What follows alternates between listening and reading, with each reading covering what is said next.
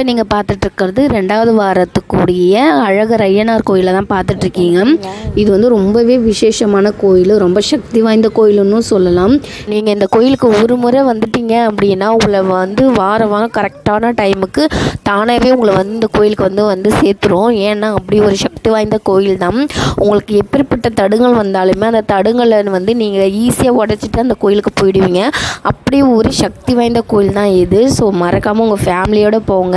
உங்கள் ஃபேமிலியோடு போய் உங்கள் கஷ்ட நஷ்டங்களை அவங்கள்ட்ட சொல்லுங்கள். உங்களுக்கான தீர்வு அங்கே கண்டிப்பாக கிடைக்கும். அந்த கோயில் ஐயனார் வந்து உங்களுக்கு நடத்தி காமிப்பார்.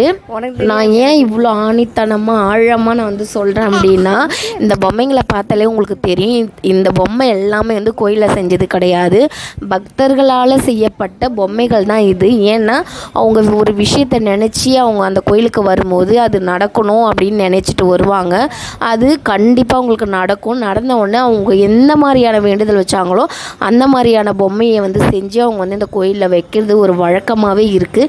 ஸோ உங்களுக்கும் அது வந்து நடக்கும் நான் கண்டிப்பாக சொல்கிறேன். ஸோ மறக்காமல் உங்கள் ஃபேமிலியோடு போயிட்டு வாங்க.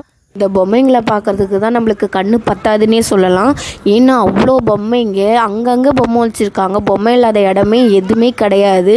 ஸோ அவ்வளோ பொம்மைங்க. இன்னும் மிஸ் பண்ணாமல் போயிட்டு வாங்க.